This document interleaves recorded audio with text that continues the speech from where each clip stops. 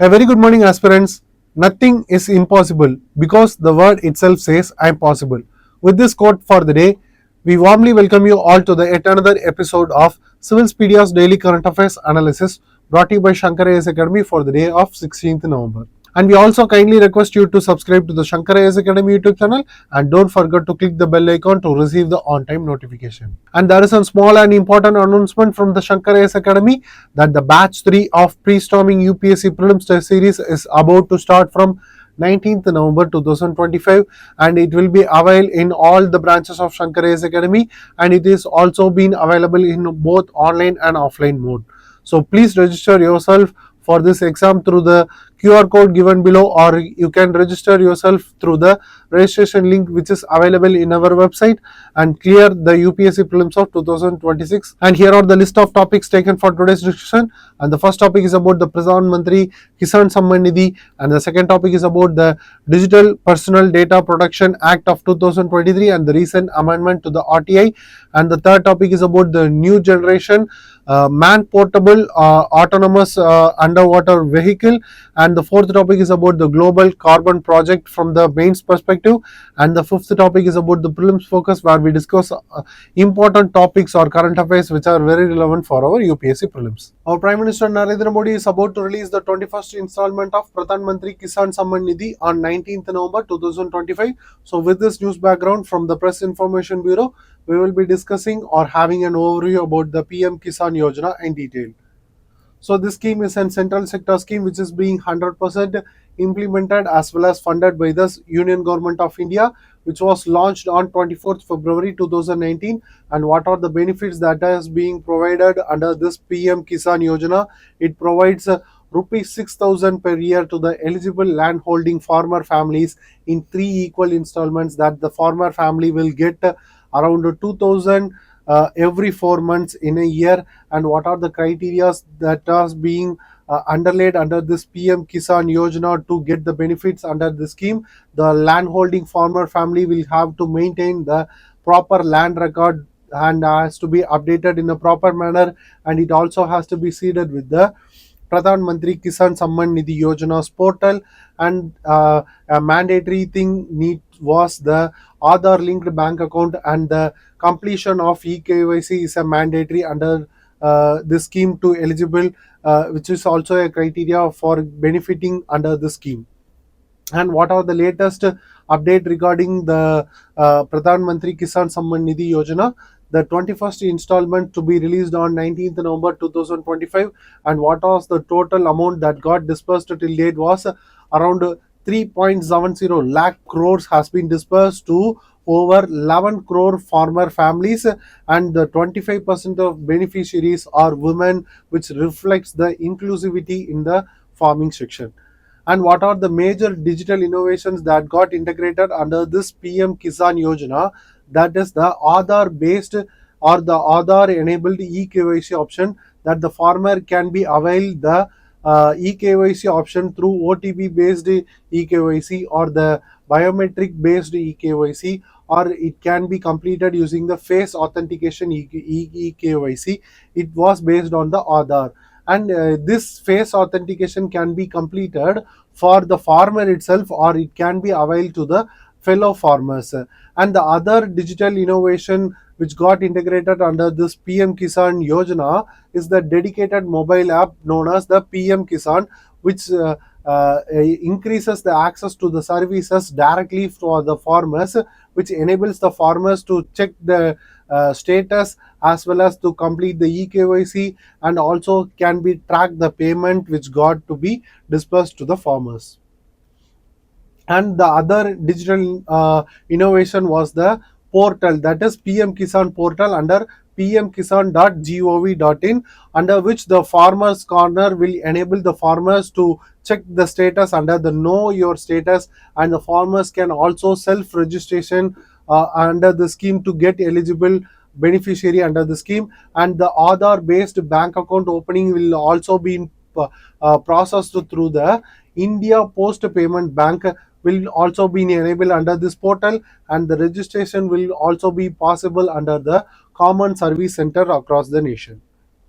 and there is an grievance redressal upgrades under the scheme has been updated recently, under which the centralized public grievance redress and monitoring system along with the Pradhan Mantri Kisan Samman Nidhi Yojana portal will also address the grievance window in a holistic manner, and also the enable of Kisan e-Mitra chatbot, which is a dedicated chatbot for the inquiring about the queries and the grievance redressal, which supports around 11 regional languages, which is very important. And these 11 regional languages are also the major languages spoken in India, and it also enables the automatic language detection under the voice input, and it also help the farmers to access the schemes through automatic scheme detection based on the keywords, and it will be available on access through the 24/7 support, and it also has the enabling option of voice input and voice option. And this Kisan e-Mitra chatbot is also an efficient platform to have the overall integration, and the interface will be of very touch-free system, will enable the farmers to interact with the chatbot without the physical interaction, and it has been also powered by the large language model, which is based on the AI. And the farmer registry will also be dedicated portal has been enabled under this scheme, and national farmer database for the seamless access to the welfare scheme also being enabled, and it also eliminates the repeated documentation for the farmers to avail certain schemes under the scheme, and it also strengthens the last mile delivery of benefits to the farmers through the DBT, that is direct benefit transfer. And moving to the prelims practice question section, the question is considered the following statement regarding PM Kisan. First statement, PM Kisan is a central sector scheme fully funded by the union government. The second statement, Aadhaar based eKYC is optional and not mandatory for receiving installment under PM Kisan. Which of the statements above are incorrect? So in this question they have asked about the incorrect statement. We can easily eliminate the first statement because the first statement was correct. It is a central sector scheme which is being fully funded by the union government as well as implemented by the union government. So the first statement was correct, and the second statement was incorrect because it is not optional, it is mandatory to complete the Aadhaar based eKYC to get the benefit under this PM Kisan. So the second statement was incorrect. The answer will be option B. Yes. With this, we move to the next topic. This news article from The Hindu is about the key provisions which got recently notified by the Union government related to the Digital Personal Data Protection Act of 2023, which got notified after 2 years, and the bringing of amendment to the RTA Act of 2005.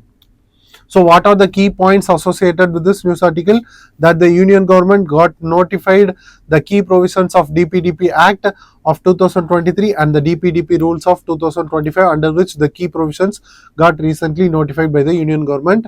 And this DPDP Act of 2023 enacted in the year of 2023 at August month to meet the Supreme Court's KS Puttaswamy case, which is a very famous case related to the right to privacy, which mandates for the data protection law under the right to privacy as a fundamental right under Article 21. This right to privacy also encompasses various other articles of Indian Constitution such as Article 14 and Article 19, which is very important for our UPSC prelims. And what is the basic objective that needs to be taken into account for getting notified under the key provisions related to this DPDP Act? Will protect the digital personal data of individuals and also to regulate the entities who are processing the digital personal data, also known as data fiduciaries. And what is the recent amendment that made to the RTA Act of 2005, which made it more controversial, that the Digital Personal Data Protection Act amends the RTA Act 2005 Section 8 of Subclass 1 of Subclass J, which ensures the immunity to the government bodies are no longer to be obligated to share the personal information even when the public interest outweighs privacy. So some government bodies or instrumentalities are immune from providing or obligated to provide the personal information even the public interest outweighs the privacy. And the transparency activist argues this as a weakening tool to the democratic accountability and makes it harder to access the information about the public officials. And this state exemptions that the government bodies can be exempted from certain obligations for such reasons as a national security and investigations. And what are the penalties that got recently inducted into this DPDP rules of 2025, which provides a graded financial penalties for violations of data protection up to amount of 250 crores for breaching. And what was the implementation timeline which got recently notified under this union government's recent notification related to the DPDP rules of 2025, that the RDI amendment has recently removed the mandatory disclosure of personal information and made it as a consent basis, and it got the effectiveness to the immediate, it will also give the immediate effect to that RTI amendment, and the implementation will be done in a phased manner on the November 2026. The firms which got the digital personal data must have to appoint the digital data protection officer, and the framework for managing such data will be managed through the frameworks known as concern manager framework, became operational after the November 26 after the implementation of these rules.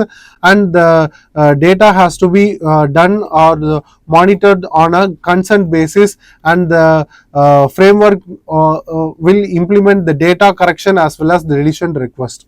And after May 2027, it got fully implemented that the significant data fiduciaries or the major tech firms must have to fully comply with the digital personal data protection rules of 2025, and the data protection board of India will be established, and it will be fully functional after May 2027. And what is this data protection board of India is of, which is a statutory body which got established after the May 2027 after the full implementation of DPDP Act, and the new notification will have the around 4 members with related to this data protection board of India, which functions which has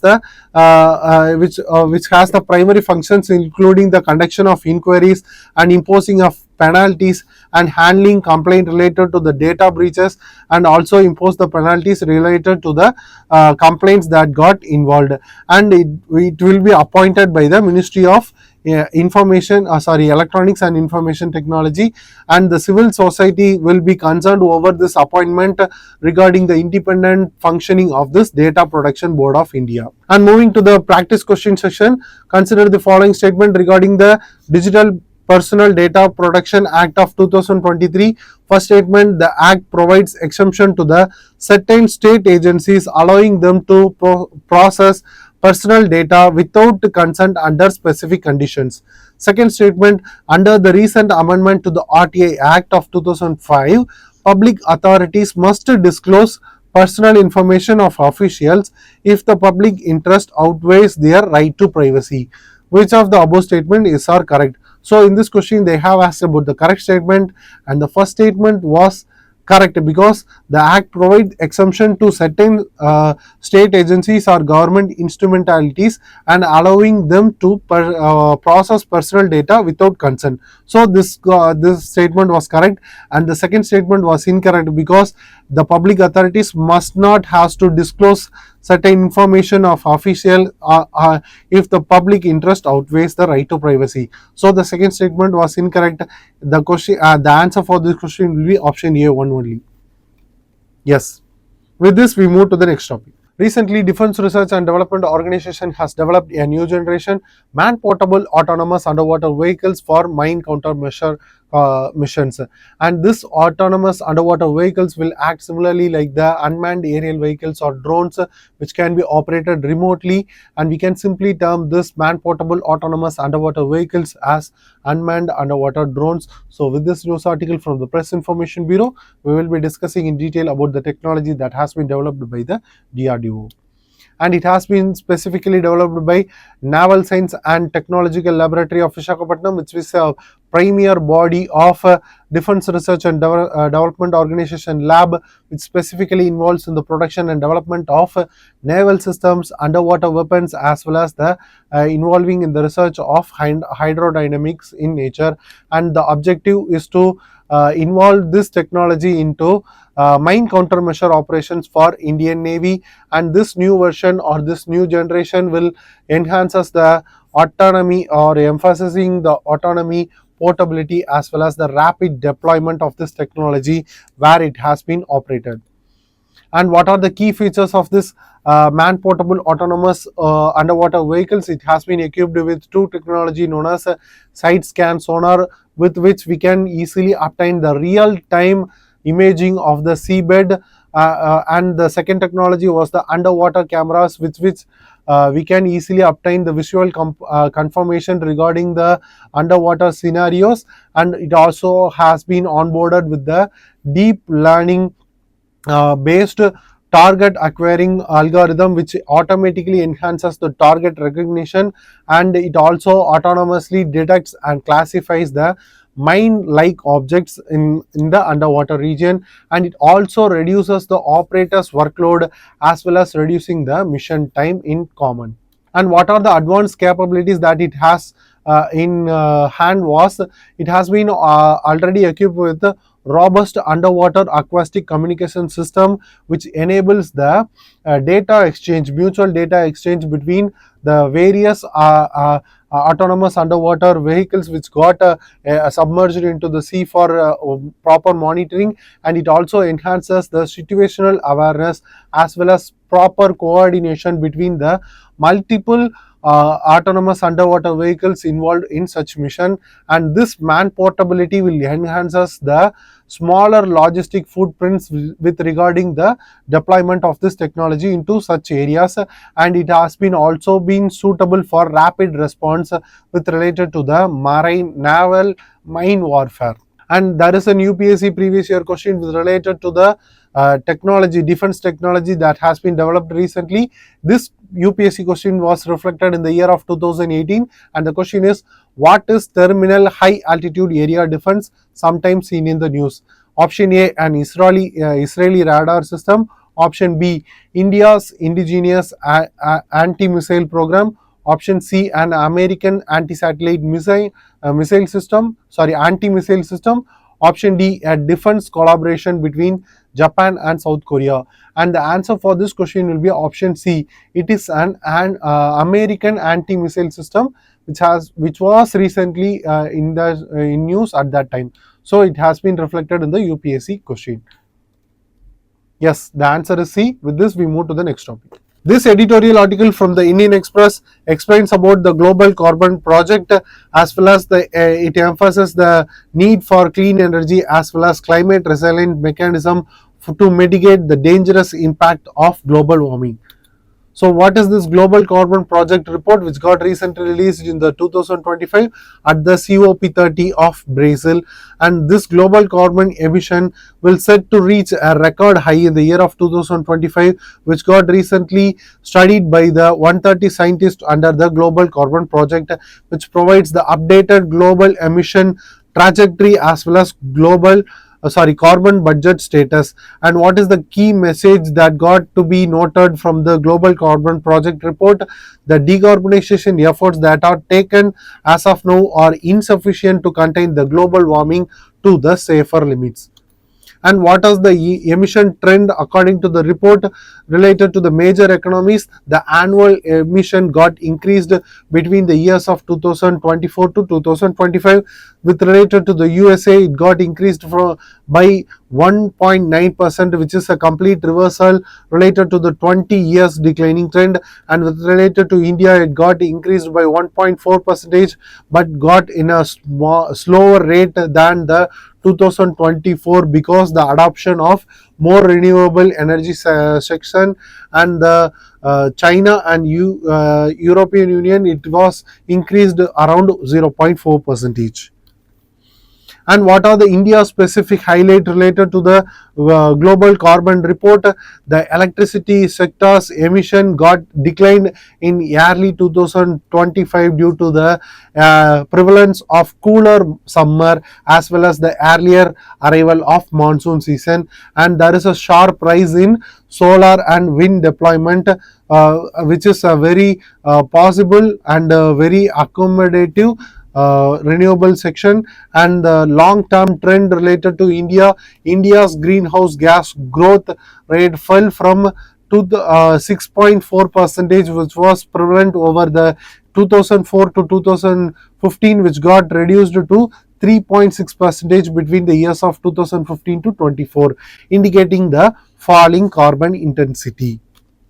And why global efforts are falling short of the actual measures that need to be taken, that the renewables now overtake the coal in power generation. As of now, the renewable energy sector has overtaken the traditional fossil fuel or core power generation, but the energy demand related to the generation of renewable energy is not meeting out. The actual energy demand is rising faster, which is constitute to rely over the fossil fuel usage.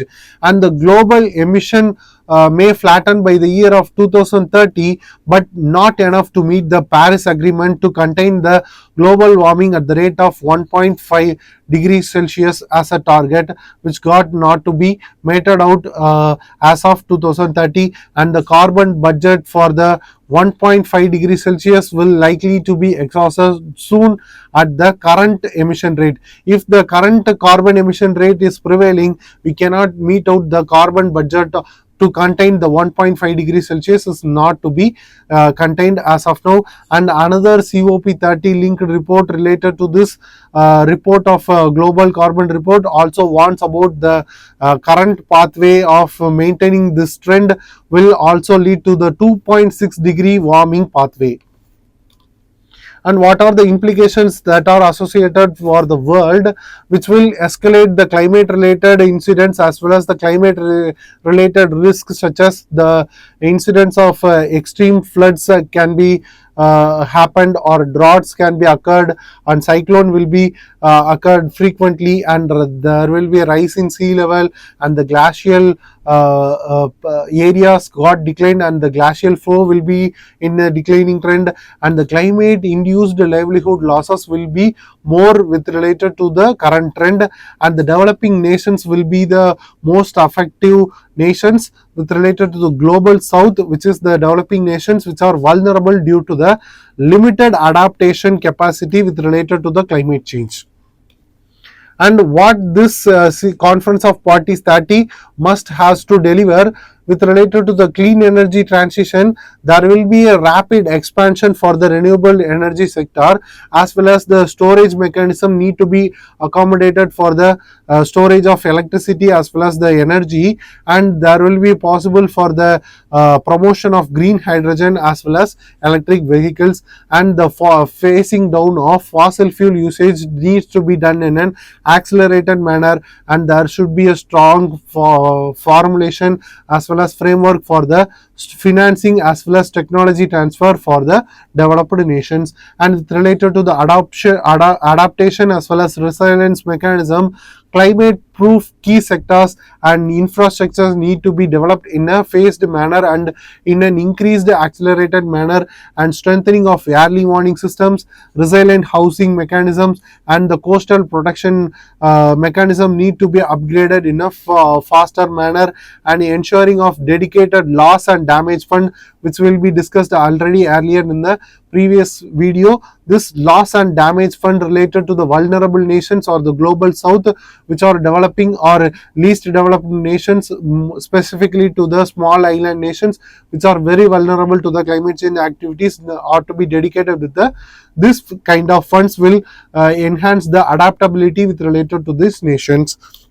And the India's relevance with related to the global carbon emission, this India is simultaneously a growing energy consumer as the population is increasing, as the industrial mechanisms, as the industrial areas which got expanded will increase the energy demand, and also a renewable in the also a leader in the renewable energy sectors, which is the world's largest, so fourth largest renewable energy, which has the fourth largest renewable energy capacity. And India's climate trajectory is very critical as well as crucial for the global goals. And what are the opportunities that are behind of India's potential, or enhancing the green jobs, or increasing the green jobs and increasing the green manufacturing sectors, as well as India's projection as a global leader will be possible only through the establishment of such mechanism at the global level. And what are the challenges associated with the opportunities, or balancing the energy demand by balancing the carbon emission is also a tedious task for India's large potential, as well as maintaining equity and to maintain the climate justice is one of the very crucial one for the nation like India. And moving to the mains practice question, the question is the Global Carbon Projects 2025 findings warn that the decarbonization drive is insufficient to meet the 1.5 degree target. In this context, analyze India's emission trends, challenges, and the dual need for clean energy expansion and climate resilience investments. This is a 15 mark question and we need to be answered in a 250 words. So please take this question and post your answers in the comment section. We will evaluate and give the feedback in the comment section itself. With this, we move to the next topic. Coming to the prelims focus, the first topic is about exercise Marujwala or Desert Flame, which is a sub-specific exercise to the ongoing tri-service exercise of Trishul, which showcases the preparedness as well as coordination of allied command forces. And this exercise Marujwala focus over the location, and it has been held in the Rajasthan's Jaisalmer region, specifically to the Thar Desert of India, and it also has been conducted in close proximity to the border areas of Pakistan. And the primary aim is to demonstrate the synergized capabilities of armed forces in planning and executing the complex airborne operations. And we also has to note about the exercise Trishul, which is a tri-service exercise with the participation of Indian Army, Indian Navy, as well as Indian Air Force, and it also has the participation of Indian Coast Guard as well as the border security forces. And this exercise Trishul will focus more over the location of western frontier regions of India, which encompasses the desert region, the creek sector or the Sar Creek region of both Rajasthan and Gujarat, and also the northern Arabian Sea. So this exercise Trishul as well as the exercise Marujwala are very important for our UPSC prelims preparation, so kindly note that. And the second topic is about the Doomsday missile, which has been recently unveiled by Russia. It is a new nuclear submarine missile, also known as Khabrovsk, and armed with the Poseidon nuclear drone. So this Poseidon is a nuclear drone which has been armed with in this nuclear submarine, and this Khabrovsk is a nuclear submarine in the region of Severodvinsk, and it has been launched by Russian Defense Minister Andrei Belosov. And this weapon system or this nuclear submarine has been equipped with the weapon system of Poseidon nuclear drone, which is also known as the Doomsday missile. So this Poseidon nuclear drone is also known as the Doomsday missile, which can be reflected in our UPSC prelims. And what is the recent new nuclear submarine which has been unveiled by Russia? It is Khabrovsk. And this Khabrovsk and Severodvinsk is also the regions of Russian territory. And what is the future of this nuclear submarine as well as the Poseidon nuclear drone? It has been entirely powered. This nuclear submarine has been entirely powered with the nuclear power, and it also has been armed with the nuclear underwater drone known as the Poseidon. And the competence of this nuclear submarine mission is to design and to deliver a massive nuclear warhead, which is also capable of creating radioactive tsunamis. So this will be very important, and it also has the capability of wiping out the coastal nations across the globe, and it also has the significance. It is a part of Russia's strategic deterrence arsenal and aimed at maintaining nuclear parity and projecting power. So this has the significance that the new unveiling and the development of this new nuclear submarine missile by Russia will showcase the Russia's technological advancement as well as the dominance over the territory, and it also has the showcasing of strategic deterrence to the other border nations. And the other next topic is about the invasive water lettuce, which is Pistia stratiotus, which is an invasive water lettuce causing significant ecological damage and economic damage to the El Salvador's El Cerron Grandeur Reservoir. And what is this invasive species of? It is being introduced, which is a non-native organism which can be a parasite, plant or animal that begins to spread or expand its range from the site of its original introduction, and that has the potential to cause harm to the environment, economy or to the human health. So this will be the definition for this invasive alien species, and the legal statute behind the control of this invasive alien species specifically to the Indian region has been monitored under the India's National Biodiversity Action Plan, which addresses the invasive alien species. So this need to be noted with respect to the environment, and this India's National Biodiversity Action Plan has been initially developed in the as the National Biodiversity Strategy and Action Plan in the year of 1999, and later it got enacted and adopted in the year of 2008 as National Biodiversity Action Plan, and later in the year of 2014 it has been updated and to get aligned with the Aichi biodiversity target. So these are all the important facts that need to be noted from this topic. And coming to the question section, there is an UPSC previous year question as in the year of 2018, and the question is, why is a plant called Prosopis julifera often mentioned in news? Option A, its extract is widely used in cosmetics. Option B, it tends to reduce the biodiversity in the area in which it grows. Option C, its extract is used in the synthesis of pesticides. Option D, none of the above. So with this question, we have to note about the background upon which this question has been reflected in the UPSC prelims of 2018.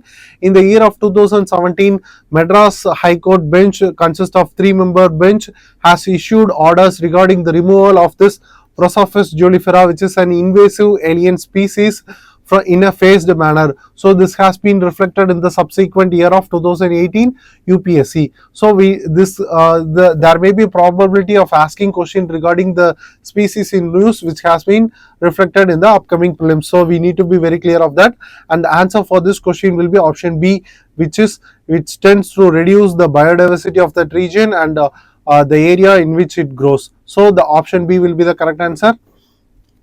Yes. With this, we came to the conclusion of this video. Hope you guys like the video. Please share your positive comments and suggestions in the comment section given below, and share the video to your friends, and don't forget to click the subscribe button and bell icon for receiving on-time notification. Thank you for watching us. Have a good day.